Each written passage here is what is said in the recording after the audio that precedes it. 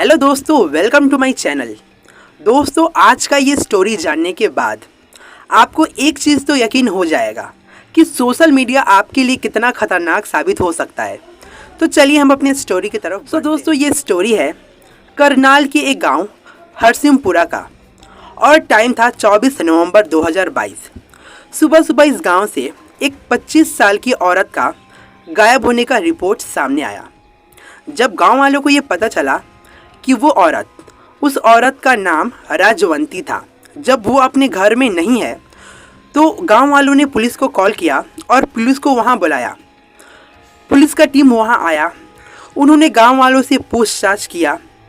सबने कहा कि जनाब, ये औरत अच्छे दिल की थी, नेक दिल की थी। इस औरत का गांव में किसी के भी साथ कोई भी दुश्मनी नहीं था। ये औरत का डाइवोर्स हुआ था एंड डाइवोर्स होने के बाद इस औरत का 6 साल का लड़का था आरव। तो ये अपने लड़के के साथ इस गांव में रहती थी। ये अपना जीवन को चलाने के लिए घर घर जाके काम करती थी और अपना जीवन काफ़ी अच्छे से चला रही थी। फिर एक दिन सुबह यानी कि 24 नवंबर 2022 को हमने ये देखा कि इसका बेटा आरव रो रहा है।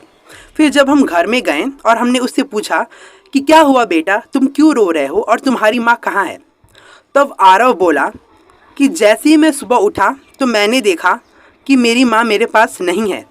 इसी के बाद गांव वालों ने पुलिस को कॉल करके बुला लिया। अब इत्तेफाक ये था कि जिस दिन ये राजवंती अपने घर से गायब हुई थी, ठीक उसी दिन उस गांव में एक लड़की का डेथ भी हुआ था। अब सबसे पहले हम उस लड़की का कहानी जान लेते हैं। उस लड़की का नाम अंतिमा था और जब पुलिस ने उस लड़की के पेरेंट्स से पूछा तो उस लड़की के पेरेंट्स ने कहा कि हमारी बच्ची का उम्र 25 साल का था और वो एक कॉलेज स्टूडेंट थी। जिस दिन उस लड़की का मौत हुआ था वो अपने घर में अकेली थी और सारे फैमिली वाले कोई वेडिंग को अटेंड करने के लिए बाहर गए हुए थे। फैमिली वालों ने अंतिमा से भी कहा कि तुम भी हमारे साथ वेडिंग में चलो, लेकिन अंतिमा ने कहा कि नहीं, मुझे अपने एग्ज़ाम का तैयारी करना है, क्योंकि अंतिमा एक कॉलेज स्टूडेंट थी और उसका एग्ज़ाम आने वाला था।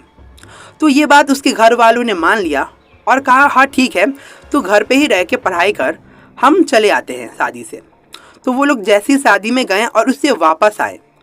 वापस आने के बाद उन्होंने देखा कि उनकी लड़की अंतिमा बिल्कुल ऐसे ज़मीन पे गिरी हुई थी और जब उन्होंने देखा कि उसका शरीर, वो जो अंतिमा थी, उसका शरीर पूरा जल चुका था और देखने में ऐसा लग रहा था कि करंट के वजह से उसका पूरा शरीर जल चुका है।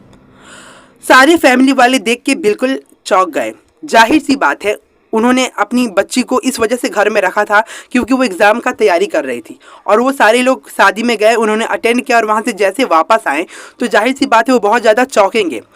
जब माँ बाप उसके पास आए तो उन्होंने देखा एक्चुअली वो चेहरा बिल्कुल जल चुका था। तो उनको समझ में नहीं आ रहा था, मतलब वो पहचान नहीं पा रहे थे कि क्या ये अंतिमा ही है। लेकिन माँ ने उसके कपड़ों को देखा तो फिर माँ पहचान गई कि हाँ, लास्ट बार अंतिमा ने यही कपड़े पहने हुए थे। तो वो लोग बिल्कुल कंफर्म हो गए कि ये अंतिमा ही है एंड इसके बाद उन्होंने उस लड़की का अंतिम संस्कार कर दिया। वो लोग बहुत दुखी थे और इस वजह से उन्होंने उसका अंतिम संस्कार बहुत ही भरे हुए दिल से कर दिया। ये बात जब उन्होंने पुलिस को बताया तो पुलिस ने कहा कि आपको एक बार पुलिस कंप्लेंट करना चाहिए था। अगर आपकी बेटी के साथ ये इतना बड़ा हादसा हुआ है, ये भी हो सकता है कि आपकी बेटी का किसी ने मर्डर कर दिया हो। तो फिर उन्होंने कहा कि जनाब, उस समय हमें कुछ भी समझ में नहीं आ रहा था, हम बहुत ज़्यादा इमोशनल हो गए थे, हमें कुछ समझ में नहीं आ रहा था, हम बिल्कुल टूट चुके थे, तो हमने उस लड़की का अंतिम संस्कार कर दिया। इसके बाद पुलिस ने इस केस को CIF को सौंप दिया। जब CIF उस गांव में आया तो उन्होंने एज़ यूजुअल सारे गांव वालों से पूछताछ किया। फिर CIF को ये पता चला कि जिस औरत का नाम राजवंती था, जिस दिन वो अपने घर से गायब हुई थी, उसी दिन इस लड़की का भी मौत हुआ था। तो उनको कहीं ना कहीं इन दोनों में कोई ना कोई कनेक्शन दिख रहा था, भले इत्तेफाक से ही हो, लेकिन उस औरत का गायब होना और उसी दिन इस लड़की का मर जाना।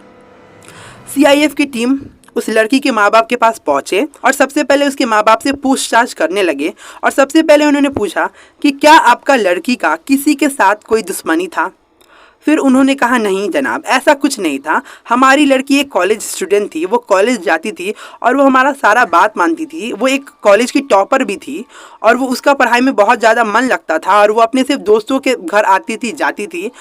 एंड एज सच उसका कोई किसी के साथ कुछ ऐसा रिश्ता या अफेयर वगैरह भी नहीं था, क्योंकि वो पढ़ने में बहुत ज़्यादा ध्यान लगाती थी। अब CIF की टीम ने उसके माँ बाप से कहा कि आप अपनी बेटी का सोशल मीडिया का कोई अकाउंट बता दीजिए जो वो अकाउंट को यूज़ करती थी। इसके बाद क्या हुआ कि उस लड़की की एक छोटी बहन थी नायरा, उसने अपनी दीदी का अकाउंट दिया और CIF का टीम ने उस अकाउंट को जांच किया और जांच करने के बाद जो मालूम चला वो बहुत ही ज़्यादा चौंका देने वाला सच था। उनको ये मालूम चला कि अंतिमा का जो अकाउंट है वो अभी भी एक्टिव है और उसमें लोकेशन दिखा रहा है शामली नाम का एक शहर का। वो तुरंत उस शहर में पहुँचे और वहाँ पे पहुँचने के बाद उन्होंने जो देखा वो बहुत ही ज़्यादा शॉकिंग था। उन्होंने देखा कि अंतिमा जिंदा थी। जी हाँ, बिल्कुल सही सुना आपने, अंतिमा जिंदा थी। वो अंतिमा जिसका दाह संस्कार उसके घर वालों ने किया, क्योंकि उसके घर वालों को लग रहा था कि करंट लगने के वजह से अंतिमा मर गई है, वो जिंदा थी। अब सवाल यहाँ पे ये पैदा हो रहा था कि आखिर में जब अंतिमा यहाँ पे जिंदा है तो उन्होंने किसका दाह संस्कार किया, आखिर में वो लड़की कौन थी। और यहाँ पे सच का पर्दाफाश हुआ। एक्चुअली में वो लड़की और कोई नहीं, राजवंती नाम की वो औरत थी जो कि 24 नवंबर के दिन अपने घर से गायब हुई थी। इसके बाद पुलिस ने अंतिमा से पूछा कि बताओ आखिर में सच क्या है, तुम यहाँ पे कैसे आई और वो औरत के साथ तुमने क्या किया। इसके बाद अंतिमा ने सारा सच बताया। एक्चुअली अंतिमा का फेसबुक पे एक लड़के के साथ अफेयर चल रहा था और ये बात उसके घर वालों को भी पता था, बट एक्चुअली उसके घर वाले नहीं चाहते थे कि वो उस लड़के के साथ रिलेशनशिप में आए, क्योंकि घर वाले उस लड़के को पसंद नहीं करते थे। ये बात अंतिमा को बिल्कुल भी पसंद नहीं आया। अंतिमा यही सोच रही थी कि कब मुझे मौका मिलेगा एंड मैं इस लड़के के साथ कहीं चली जाऊं। और वो मौका उसको मिल भी गया 24 नवंबर के दिन, जब सारे घर वाले उस शादी में जा रहे थे। और अंतिमा ने ये कहा कि नहीं, मुझे पढ़ाई करना है, मेरा एग्ज़ाम आ रहा है, इसलिए आप लोग जाओ, मैं नहीं जाऊंगी। जब सारे घर वाले चले गए उसके बाद अंतिमा ने राजवंती को अपने घर में बुलाया। अब जैसे कि मैंने आपको बताया था कि राजवंती सबके घर में जा जाकर काम करती और उसी से अपने जीवन को चलाती। अंतिमा ने अपने घर में राजवंती को बुलाया और उसके बाद से कुछ काम करने को कहा।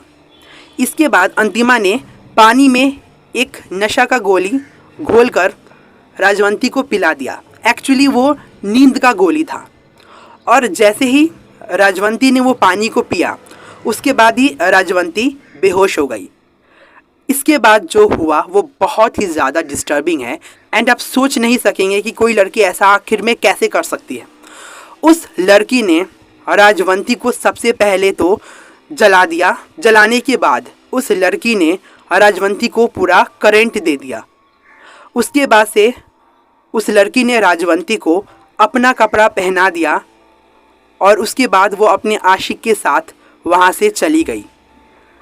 जब अंतिमा के घर वाले आए तो उनको ये लगा कि उनकी बेटी अंतिमा का करंट लगने की वजह से मौत हो चुका है। ये सब सुनने के बाद पुलिस ने उसी वक्त अंतिमा को गिरफ्तार कर लिया। जब घर वालों को ये बात पता चला तो घर वाले बिल्कुल शॉक हो गए कि हमारी बेटी हमारे साथ ऐसा कैसे कर सकती है।